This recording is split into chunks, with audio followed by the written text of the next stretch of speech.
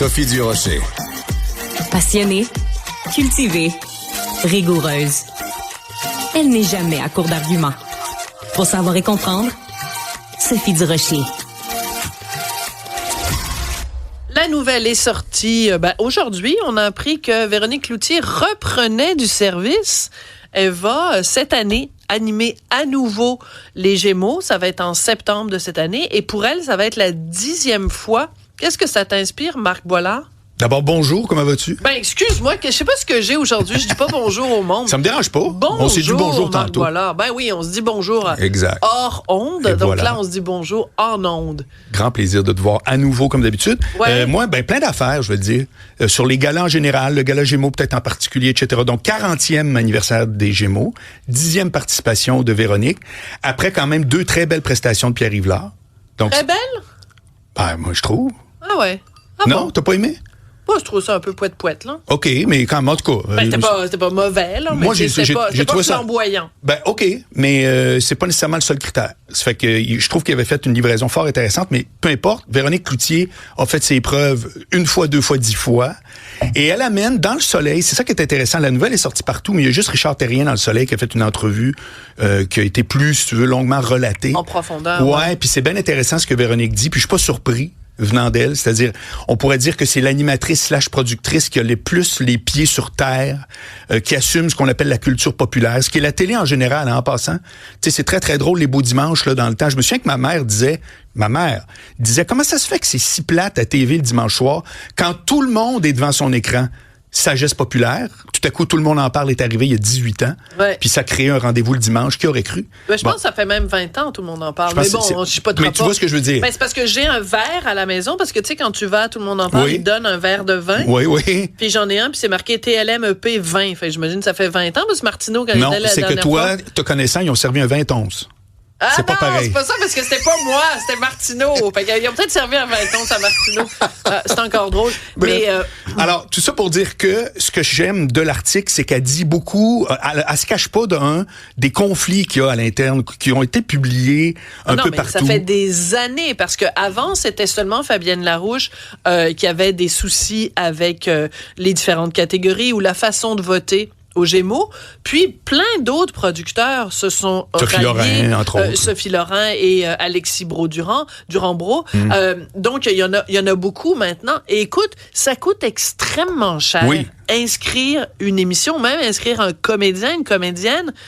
Donc, c'est des dizaines et des dizaines de milliers de dollars. Et d'ailleurs, c'est très drôle parce que Fabienne Larouche a annoncé il y a quelques semaines qu'elle faisait un don pour, je pense que c'est dans le milieu médical. Elle a pris le montant qu'elle aurait normalement payé. Oui. Hein, Hugo, tu peux peut-être vérifier ça. Hugo Veilleux va vérifier ça pour nous. Le montant qu'elle aurait normalement mis comme verser, productrice, elle va le verser pour une cause, parce que ça n'a aucun sens de dépenser. Mais c'est vraiment comme 40 000 $. Alors, si moi, j'y vais avec une solution pour eux autres, que j'ai cru lire entre les lignes de l'article et de ce que Véronique Cloutier disait, c'est qu'il faut arrêter de faire des galas qui célèbrent une industrie ou qui célèbrent les artistes ou les artisans d'une industrie, puis il faut célébrer ceux qui la regardent. Ah, bon, tu me suis? Il était temps. Non, mais je te dis, c'est pas écrit de même, mais c'est comme ça, moi, je le formulerais. Que toi, tu le comprends. Je vais te donner un exemple. À un moment donné, il y a un chroniqueur, il y a quelques années, qui avait dit, il était très offusqué que, à la disque, le vote pour l'album de l'année, c'était dans les Saint-Hubert. Tu pouvais remplir ton bulletin de vote dans un Saint-Hubert, puis il trouvait ça très, très zéro, parce que c'est pas ma tante Thérèse qui s'achète une salade de choux puis une poitrine à décider c'est quoi, ça devrait... moi, je réponds, sais-tu quoi? C'est parce que Madame Thérèse, c'est elle. Elle paye ton salaire. Elle paye complètement les albums. Je sais c'est quel chroniqueur, puis me dire, lui, il doit pas aller assez souvent manger des petites ailes sur Saint-Hubert. Il doit manger de la petite viande bio-équitable roulée sous les aisselles sur le plateau. Là. Alors, tu vois que j'ai la même réponse que toi. Ouais. Puis c'est pas du genre, je veux pas être le nouveau Vincent Guzzo qui dit, là, tout ce qui est pas commercial, je m'en... C'est pas ça mon point. Pas ça qu'il disait, Vincent Guzzo. Attention, ce que Vincent Guzzo disait avant d'avoir ses ennuis financiers, ce qu'il disait, c'est, est-ce qu'on peut faire des films que les gens vont aller voir? Est-ce que ça peut être à la fois un succès critique et un succès populaire. Et il donnait, par exemple, Crazy, qui a été à la fois un succès critique et un succès populaire. Est-ce qu'on peut juste faire plus de films comme Crazy? C'était pas fou.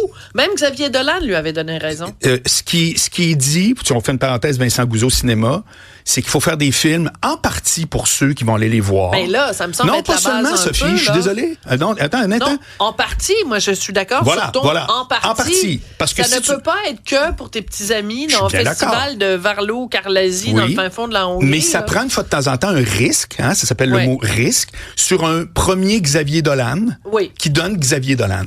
C'est là-dessus qu'il ne faut pas trop être Elvis Gratton. C'est juste mon point. Justement, Xavier Dolan, il n'est pas allé chercher de l'argent public. Il a investi son propre argent. C'est un très bon point. Très bonne précision. Mais tu vois ce que je veux dire. Je comprends. Puis en plus, c'est facile à dire, il faudrait faire toutes des crazy. Ouais, mais à un moment donné, si on était tous capables de savoir d'avance qu'on fait des chefs-d'œuvre, honnêtement, ça serait facile à financer. Comme disait Léonard Cohen, si je savais où se trouvent les bonnes chansons, j'irais là plus souvent. Et voilà, c'est très bien dit. J'adore ça. Hein? Bon, alors ça, c'est quand même un truc, c'est qu'il faut qu'on célèbre les gens qui regardent la télé. Ben oui. Alors, ça se fait comment? Ça se fait en étant très à l'écoute de ce qui va plaire aux gens.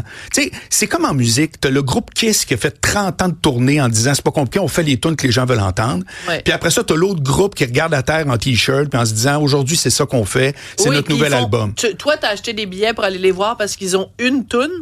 Puis ils décident, eux, qu'ils font pas la toune. Voilà. Hey, ça, là, c'est déjà arrivé. Vincent Delerme m'avait fait ça. Il était venu à Montréal et il avait pas chanté Elle est posée sur l'étagère entre... En tout cas, bref, je le chanterai pas, là. Fanny Ardant et moi. OK.